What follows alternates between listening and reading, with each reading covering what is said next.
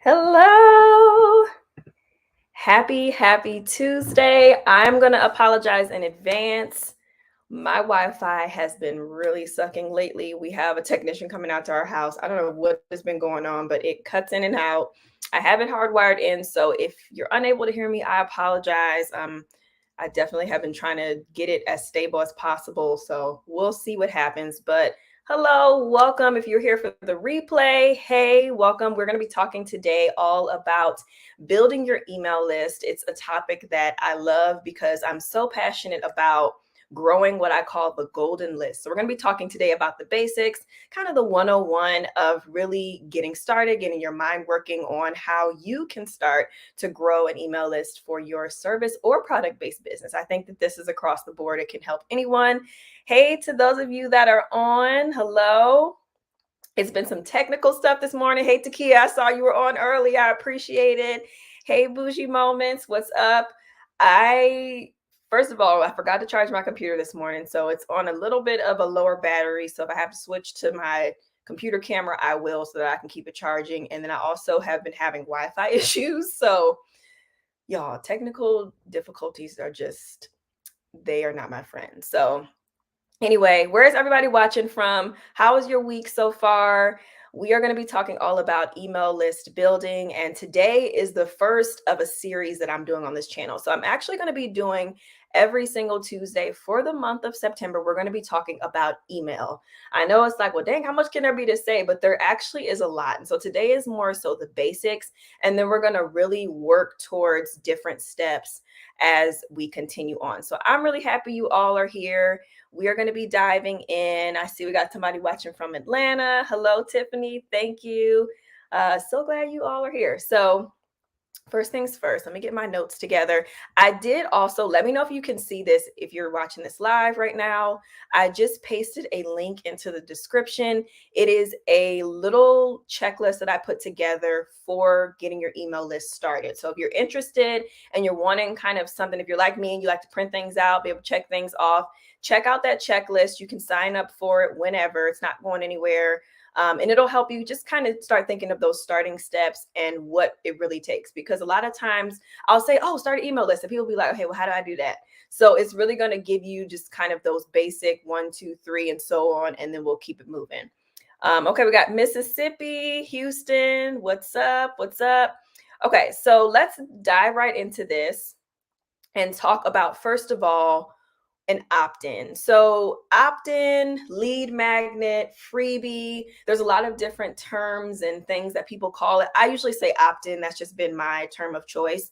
But what is an opt-in? Let's talk about it. What is it? Why do we need it? And when do we need it? So an opt-in, first of all, is really just anything of value that you can provide to your audience that is going to help them get from point A to point B. So get them a quick win. It's typically going to be something that is within your subject area that you talk about, your niche that you talk about.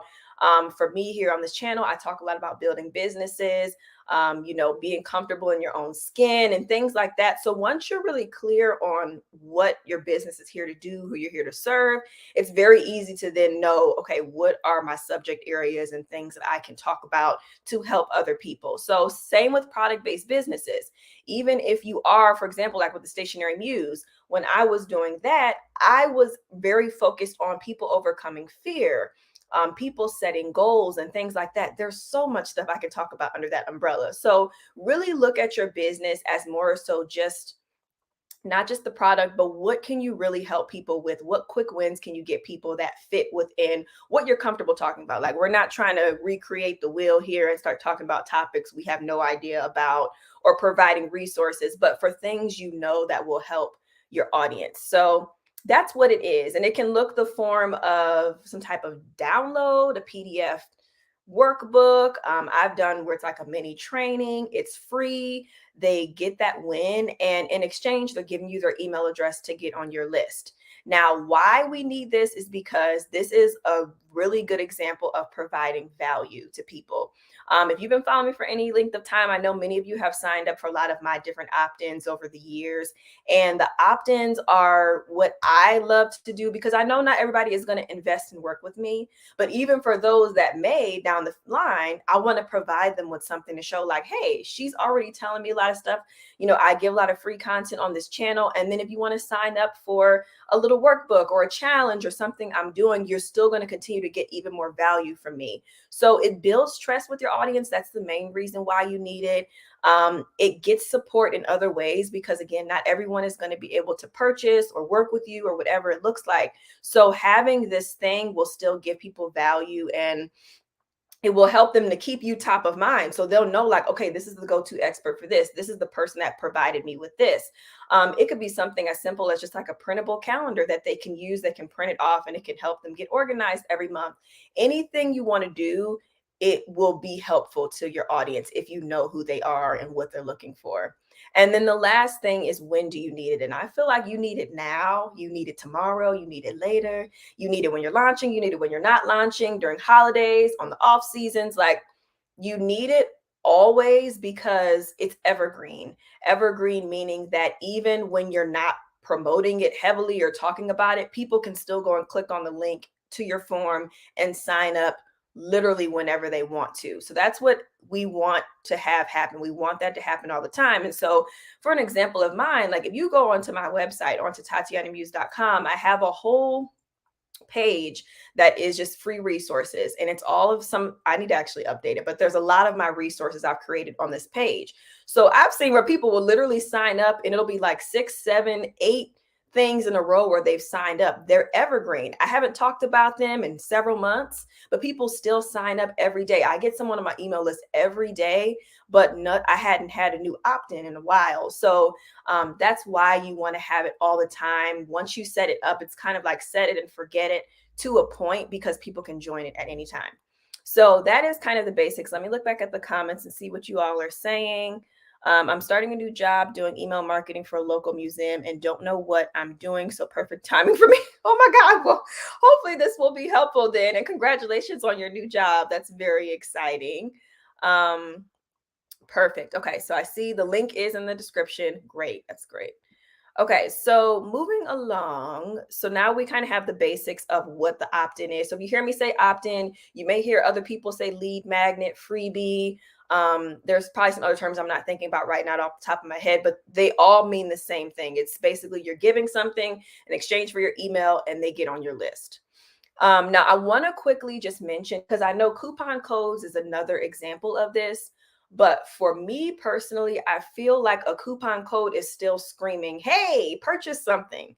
Hey, come shop with me. And the whole point of this, to give value, is that we want people to feel like, oh, like they're giving me something right now. This is about me. That's all part of building that relationship. The coupon code and all that stuff can come later once they're on your list and, they're nurtured and everything like that. And there's nothing wrong with having a coupon code, especially if it's like a big sale going on or something like that. But just keep in mind that when I'm talking about this, a code is not really what we are talking about for this particular thing. So next Tuesday's video, I'm actually going to be walking you all a bit more in depth into what I'm just going to kind of overview today. I have a video that I've already filmed of how to set all of this up in Flowdesk, and we'll talk about it a little bit more in detail. But for now, we're going to just kind of cover some questions to start asking yourself. Some of these things are in that email checklist as well, email building checklist as well. Takia, no, you did not already print. She said she already printed it off. I can't with y'all. Okay. And hey, Toronto. Okay, so let's get into this. I have about, 3 points and then a couple of extra things to leave you all with. And then the next video in the series will not be live. It'll be a pre-recorded video that will be going up next Tuesday. So the first thing is, we want to ask ourselves, okay, what is my audience struggling with? What is their pain point? And how can I help them get from that pain point to the next step? So think about your audience, who they are. Is it a super busy person? Are they very high achieving? Are they a mom? Are they, like a very career oriented person? Maybe they're like in like a top level of career. Are they a college student? Like, who is your audience, and what is something that keeps them up at night? What is the thing that they think about all the time? They can't quite find a solution. They're looking around, but they just don't really know. This is going to be something to start getting your ideas thinking of, okay, what can I provide to this audience? So I know many of you have stationary businesses that do follow this channel. So I'm going to just use that example because I think that it's a great one. So let's just say that I am a stationary business, but I make a lot of stationery catered to moms. So, maybe I have like notepads for meal planning, and I have like a planner to keep up with kids' events and just family activities. And then maybe I have like a little self-care journal or something. Let's just say that's the three products I have. So I know that I'm going to be talking a lot about juggling things. I'm going to be talking about prioritizing your self-care. So what if I created an opt-in that would be the 3 secrets to self-care for moms or something like that? And those 3 secrets could just come from something you've experienced yourself, something that's within your product. Like maybe it's pulled from my self-care journal, and I'm taking those 3 points and I'm just going to include them within my opt-in. I would design the thing, and we'll talk about that next. And then that would be a very easy way. Of course, people are going to be interested, like, oh, what's these secrets? Let me in, let me know. And so that's just a way you can make it a kind of like compelling title or something like that. And you really want to just give them a quick win. It doesn't need to be this super involved, extensive thing, especially like I know I talk about digital products on here. So if at some point you're trying to do like a master class or a course or an ebook or a workbook or something where people are purchasing it, you never want to give all of your goods and your everything away, but you want to give people something to where they're like, okay, this is a quick win. Like, even though I share a ton of stuff on this channel, it's still just scratching the surface because there's so much more that I can't really tell you because I don't know your specific situation, or I might just have a lot more I need to say, but the video would literally be like an hour and a half. So just keep that in mind. You don't want to give every single thing away. Like if you have a journal, you don't want to give all your pages of your journal away for them to print. You just want to maybe pull the concept from that journal and use that for your opt-in. And this is something that, can pop up on your website. You can have a link to it and all of that. And again, we'll talk more specifically about like the technical stuff next Tuesday. So then that way you can kind of see how this all plugs in together. So let me check the comments again. Okay, things are looking good. I'm laughing at Takia. Okay, so part 2 of this, or actually before I go into part 2, really quickly, I wanted to mention one opt-in that I did that kind of kicked it off for me because I started taking my emails seriously back at the beginning of 2020. It was like December of 2019, January of 2020. I was like, okay, I really want to grow my business. I want to have a community, and social media is cool. My YouTube channel was just starting to kind of be seen a little bit more. And I was like, okay, people keep talking about this email marketing thing. I learned about it in school, but never really pursued it. So I decided to create my very first opt-in, and it was called the Fear Model for Goals. If you're an OG, you may know what I'm talking about. It's still even available, honestly. But it was a 40-minute training video. Yes, it was 40 minutes, which is crazy, about overcoming fear. I have an acronym for fear that I created, and I had my Live, Love, Inspire notebook, which basically walked people through that acronym. There were prompts in the beginning, and then it allowed for them to overcome fear of a goal that they were trying to achieve for the year. So it was a physical product, but I turned it into a training just for the acronym part, gave ideas and ways to do it, and then there was a workbook that came with it. Now, this thing took me a long time to create, and I think it's the same with any opt-in. The most of your time is going to be the creation of it typically, because you're trying to think of the ideas and you're designing it and you're setting up all of the technical, details and the automations and all of that. So I was setting all of that up, and I was talking about it heavily. I was promoting it as if it was a product, and we'll talk a lot more about that too. But it's important to promote your opt-in once you make it. This is how you get the list growing. And so I had probably like, y'all, I might have had 100 people on my list. I don't remember because it's been a while. It was not a lot. And now that opt-in alone, my email list now is almost 7,000 people. The opt-in alone is 700 people just for that fear model for goals. And within that first few months, I would say half of that was from that first few months because I was promoting it. I was mentioning it in every video.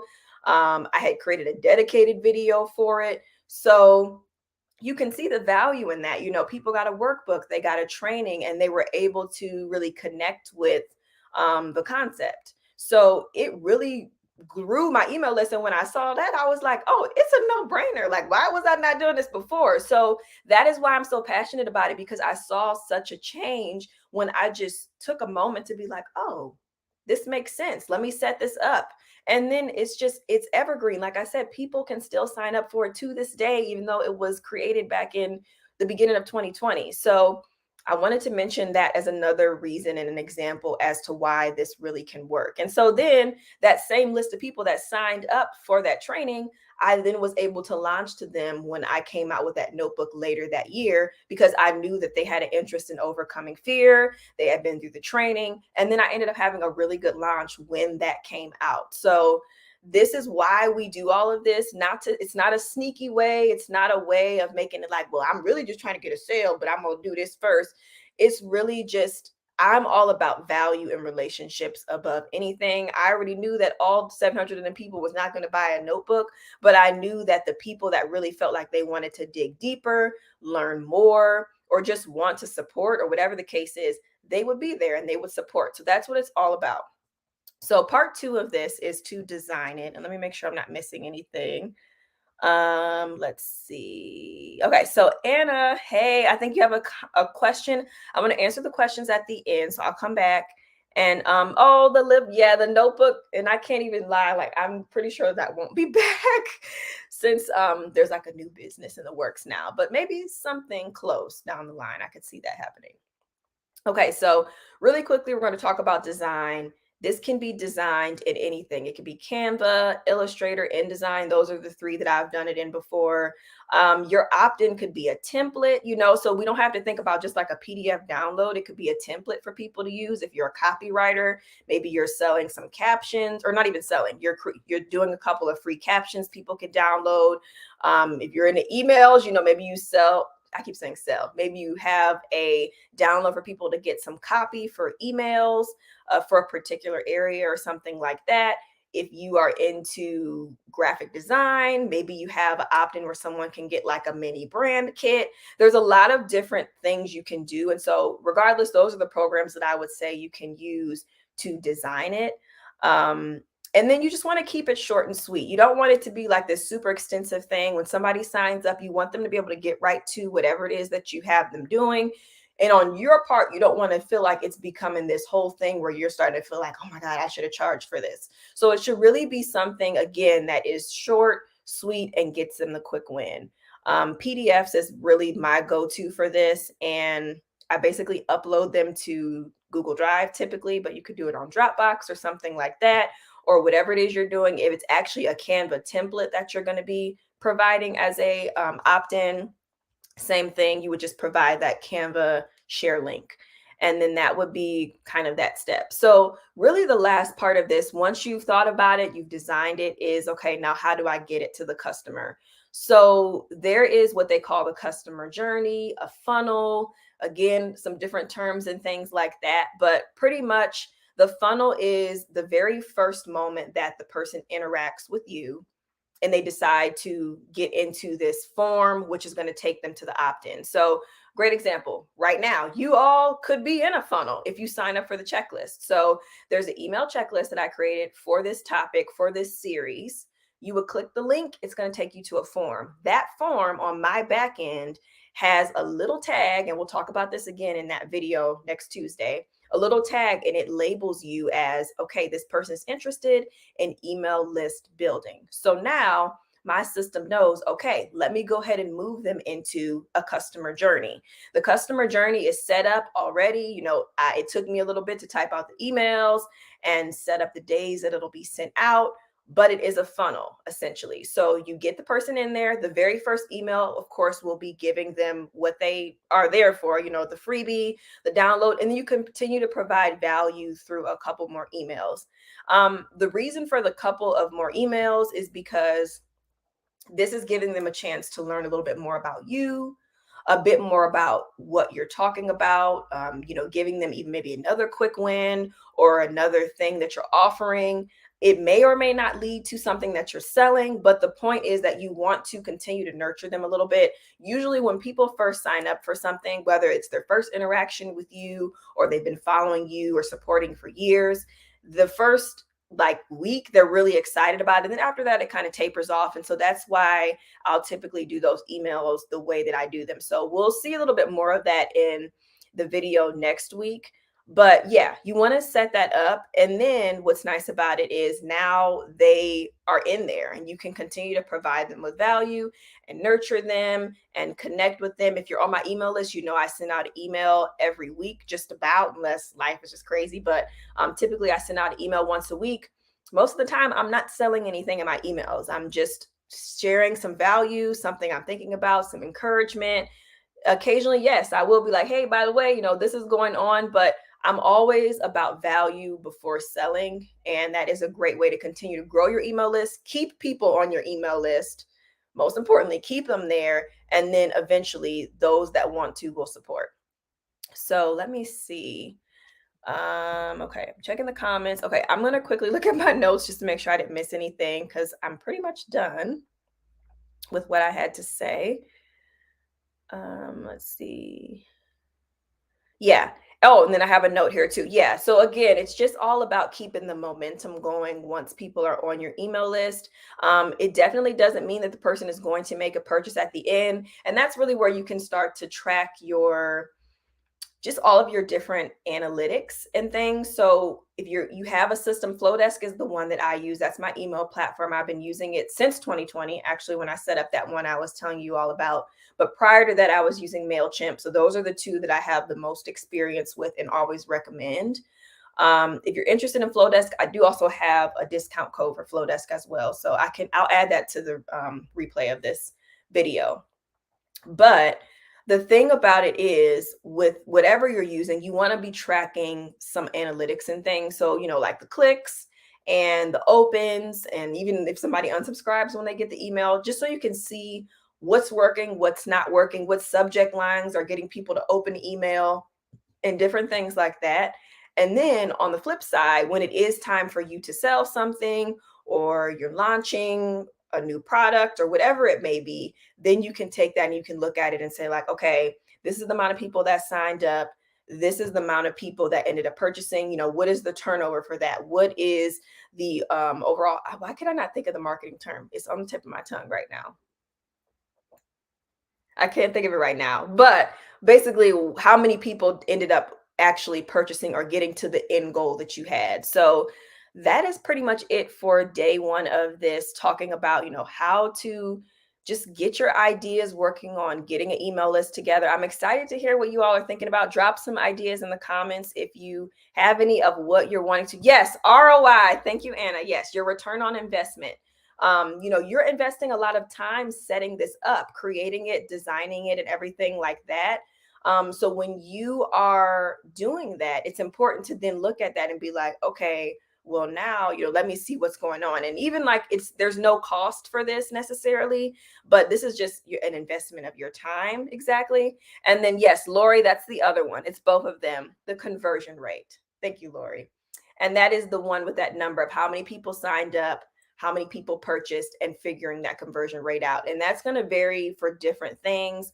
Even as simple as like when I make videos like this, and then if it's for a partnership or a brand or something like that, the conversion rate would be how many people actually watched the video versus how many people signed up for the service or bought the product. So those are things you want to be tracking. And even today, start thinking about that stuff now. Like, okay, I know I'm going to be launching something later this fall. what can I go ahead and create now, start providing value to my people now, so that when the time comes, I've already got these people on my list. I've already been talking to them. I'm already nurturing them, and I'm going to set myself up for a better conversion rate. So that is the questions that you want to be asking yourself. And that is kind of the basics of it all. So I'm going to switch to my regular camera for the Q&A part because my computer's about to die, but I'm not going anywhere. I'm just switching cameras. So hold on one second. And then I'll answer some questions too.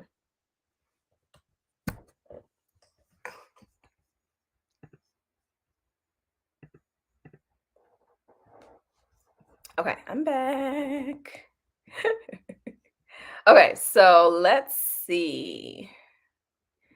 Hello, and thank you all for helping me with that term. I was literally like, it was right on the tip of my tongue. So thank you, Lori. That was it. It was conversion rate. I really appreciate it. But let's see. Hey, Derica, glad you were able to join. And glad you're working on your email list. That is wonderful. I was just saying, definitely take a moment and drop for me some ideas that you all have for your email opt-ins. What are you thinking about? Again, like I said earlier, I think coupon codes are great and that there's a time and a place for them, but I'm more so talking about something that's really going to help someone. I mean, yes, a coupon code will help them make the purchase, but we want to also help them within their life, because here on my channel, I'm really trying to help people build businesses of impact. So a little bit deeper than, surface level, I'm really trying to help you all build something with some substance. So that is really why we're talking about these more like, I kind of look at them like premium opt-ins in a way. Okay, so I'm going to go back to Anna's question. Says, would you consider that a good idea, or is the free course a trap? I'm afraid that charging for the course, people won't sign up because I am not known. Okay, so for a course, personally, what I would do, if you have what they call a framework, basically. So framework meaning, okay, somebody comes to you and you have a specific process that walks them from whatever the problem is to the solution. So I don't know what your course is about, but you typically, with a course, there's a framework, there's a process that people are following. So if there is a way for you to take that framework and turn that into a mini course, or I would even maybe move away from course and just turn it into some kind of guide or a mini workbook or something like that. That's what I would do. In the framework, you're not giving them everything. You're going to really focus a lot more on just telling them what it is. Like, so if there's like 4 steps, for example, what are the 4 steps? And then tell them why they need those 4 steps. And then when they go to purchase your course, they'll get the more in depth and they'll really learn the ins and outs and the full process on how they can execute it for themselves. So that's important. You never want to just give everything away, but you can do it in a way to where it's still helpful to people and they'll be more aware of what it is that they need to do. And the second part of what you said about not being known, I think the biggest thing I will say, and I feel like I always say it all the time, is just to show up, continue to show up online, take advantage of video. I'm not sure what your platform of choice is, but, show up regularly on there and talk about what you're expert in, because that's how you're going to get known. I think just the more you put yourself out there, and then even if you have a small audience, poll them, see what they're interested in, what they want to learn about, and then that'll help you to know what to talk about, and eventually it will grow.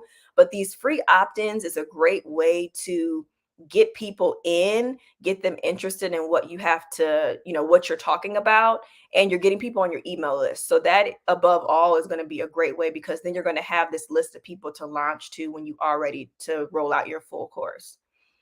Okay, let me see. Hi, Anna. Different printables. Yes, printables are great. They're amazing. Let's see. Okay, I have a leadership boundaries affirmation freebie for an audience of faith-based female leaders. Ooh, I love that. I absolutely love that. Definitely, I'd love to learn more about Flowdesk. Okay, cool. Yeah, I'm going to be talking about Flowdesk in my video next week. I'll be showing kind of like the back end of it and everything, of actually how I set up the email list, too many word lists in there. The email building checklist, I walk through how I set that up in Flowdesk. So I'll be doing more of a tutorial then. But the biggest thing I would say about Flowdesk and why I chose it is because It's so beautiful looking, but it's minimal. Like there's not a whole bunch going on. It's not clunky or weird. There's not a whole bunch of bells and whistles. It's just really simple. It looks great. If you've ever received any emails from me on my list, you've seen a Flowdesk email, and they have a really nice and simple automation system. So, if someone is signing up for your leadership boundary affirmations, maybe that's the first email that they get, but then you follow up with maybe some additional affirmations or why affirmations are important, or you tell a personal story or something like that. So, definitely, you could build that out to be something really amazing. Okay, let's see. It's a two-part question. Part one was before what you read. Oh, okay. Hold on, Anna. Let me go back up. I read the first part of your question after, or the second part before the first part, but I don't see the first part. Let me see. I think something might have happened, Anna. I only see one part. I see where you said you're here from Toronto, and the next thing I see is the one I asked about. Oh, wait, no, hold on. Free course trap. Yeah, I don't think I see anything else, but I don't think a free course is a trap. People do them all the time. I think it's just really going to depend on what you're trying to do, honestly, and what the course is about. So it's really hard to say. But I don't think it's a trap. I think if anything, it's getting people in the door to understand, but you really want to make sure you differentiate between the free course versus the main big thing, so that it's very clear what they're getting. Okay. Let's see what else we have on here. Okay, Latrice, hello. Thank you for explaining that. I was learning how to give a good taste tease without giving away all the goodness for a course. Yes, exactly. That's the biggest thing. And like even on this channel, I feel like people tell me all the time that they've been able to start businesses and launch and do all kind of things just from watching my videos. So it's not like I'm not giving them value, I'm not helping them.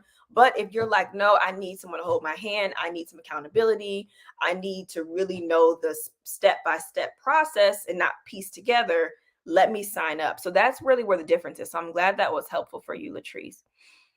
Let's see. Plan with Michelle. Flowdesk versus ConvertKit. I'm getting ready to upgrade my email provider. Not sure where to go. So personally, I have not used ConvertKit. I've heard a lot about it. It's an amazing software. I know. I think I just ended up going with Flowdesk because I just really liked how it looked. It was just really simple, and I love the templates and things that they have. But I think either way you go, you're going to have some good benefits. I think the only thing about Flowdesk I will say is they do not have, at least I don't think, I'm pretty sure they don't have a free option. So that will be the only thing with that. And I believe ConvertKit, let me look it up on my phone, but I believe ConvertKit does have a free plan. I'll check really quick while I'm on here, but Flowdesk does not. But I promise you, it's like worth every penny. Okay, let's see. Okay, planning at Don. Hey, said a 30-day guide. I think that's great. So even with that, and so this is another example I didn't even mention. You could even do like an email challenge. So maybe there isn't necessarily something that they print off or they download, but instead they sign up for a challenge. And then maybe you have emails that get sent out to them of something or a step they need to take every single day. Maybe not 30 days. I mean, well, maybe. But of course, you would have to plan all of that out in advance. But yes, a 30-day plan would be great as well for really any niche you could do that in. Okay, let's see. So they have their different plans and pricings on here. Yes, they have a completely free plan as well. And it's up to 1,000 subscribers. This is for Michelle, in case you were wondering. Up to 1,000 subscribers is free. Or wait, no. Hold on. That was something else that I read. Okay, my bad. It is up to 300 subscribers. It's free, which you will surpass that pretty quickly, I feel like. I don't know. Read up on here. I'm just looking at it quickly, but I'm seeing 300 subscribers on this thing. So I think the biggest thing to look into when you are considering platforms, and I talk about this a bit on the checklist, and we'll probably talk about it a bit more in some upcoming videos in this series. But I know that naturally it's something you'll probably want to look into. So the biggest thing I would say, of course, consider the costs. If you're looking for a free option, see what's out there that's free. Also, you want to figure out what the options are. So a lot of times they have all of these different things. Some of them, like I think ConvertKit isn't a good example of this. They have like really in-depth features, like you can have landing pages, and some of them even you could do like mini websites and checkout pages and stuff like that. So really look at all the features, and even if you know you're not going to be using that feature today, if you don't want to have to migrate to another platform later, consider what they have and be like, okay, actually, I think I might want to go with this one because I know down the line I'm going to want to do this. And the fact that they offer this, why not? So really consider that and think about things down the line that you may want to do. That'll help you decide on if it's a good fit. And then the other part of it, I would say, is really look at how they have it where you can build out the workflows. Most of have this, but because we're going to be talking about that in the series, and because you really are going to see the value in doing it, it's an automated process. So think about literally someone signs up on your form. You've already done all the hard work. Everything is scheduled. So anytime someone can sign up today, and then it's going to be that same sequence, and they'll get the emails in an automated way. Somebody can sign up in 2 weeks, and it's going to be that same sequence. You don't have to do anything. Now, of course, you will still send out, your regular email communications and updates and, deals and things like that. But for the opt-in, it's a very hands-off process once you create it and everything like that. So let's see. Oh, paying now. So I figure pay for better service. Definitely. And ConvertKit is amazing too. I don't have a ton of experience with it, but I know a lot of people love it. And that's just scratching the surface, y'all. There's so many. There's Active Campaign is another one that I've heard of. There's a lot of them. Really, really a lot of them. And the biggest thing is just to find the one that works the best for you. If you are interested in Flowdesk, like I said, I will have that link. It gets you 50% off of the normal price, which is really good. So I'll be sure to drop that once this video processes and everything. But does anyone else have any other questions? Make sure you all sign up for the email building checklist. It's in the link of this description. So if you're wanting just some kind of next steps and things to do, you can sign up for that. And we are going to be just rocking and rolling all month long, talking about emails and really getting it together. So hopefully by the end of September, you all will have a designed opt-in of some sort. You'll have your platform picked. You'll have built out what you need, and you'll be ready to go, because the holidays are coming, y'all. Like today I've been filming a vlog about prepping for the holidays. That video is going to be going up soon because we're already in that season. So this is a really good time to be thinking about how to provide value to your audience right now, and an email list is a great way to do that. Let's see. Kiata said, did I miss you talking about MailChimp? No, I didn't talk about it too much, but I can definitely touch on it. So with MailChimp, I use MailChimp for pretty much when I started my business from day one. So back in 2016, all the way up until December of 2019, I used it. It's free up to 2,000 subscribers, which is really, really nice. Although I would suggest with MailChimp, I would pay for the next level, because they have some really cool features that they did not used to have when I had it, with like the automations and just like the customer journey and all of that. So I would really suggest looking into the paid plan for MailChimp. I think it's worth it. It definitely will integrate nicely if you decide to do a Shopify store or something like that. It integrates with that as well. But yeah, overall, MailChimp is great. They have templates that you can use. It's a drag and drop builder, super simple. And it's definitely kind of like a really good starting point for most people. Like I said, I used it for a number of years and really liked it a lot. Yes, yeah, the year is going by so fast. And yes, hit the like button. You always remind me about that. Hit the like button if you've learned anything today, if I've helped you at all. And if you're just excited for this series, definitely hit the like button to show some love. But yeah, I think I pretty much have covered everything that I wanted to say.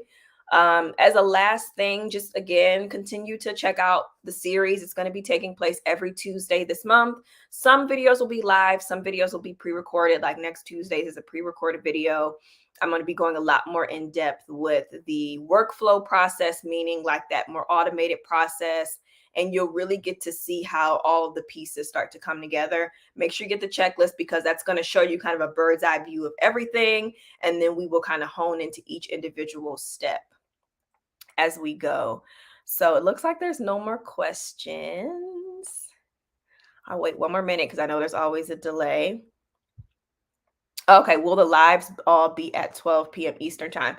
I think so. So really, I was doing them at 1 p.m., but I had a client call that was today. She ended up having to reschedule, and I usually do it at 1 Eastern time. And so I'm not sure. What do you all think? Just let me know. 10 or well, it'd be 10 my time, but 12 Eastern or 1 Eastern time is kind of the options for the Tuesdays. And it's every other Tuesday when I go live. So keep that in mind too. But yeah, I think the time definitely is flexible for sure.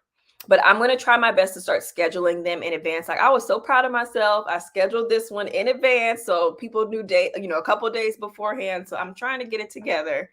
Lunchtime, 12 Eastern. Okay. Yeah, because this time works really well for me. Let's see. Was it easy to move your list from MailChimp to Flowdesk? Oh, yes. Yes, it was. Oh, MailerLite. Okay, I've heard of that one as well. So definitely, yes. If you are migrating from MailChimp to anything for that matter, most of them actually have like a service to help you with that. And it's usually no extra charge or anything. But for me, my list was pretty small. Like I said, it may have been over 100. It might have been a couple hundred. Let me not slight myself. It might have been a few hundred people. But yeah, I was able to just download it in a spreadsheet, not a spreadsheet, a CSV file, and then I just uploaded it to Flowdesk. It took all of like 20 minutes to probably do the whole process.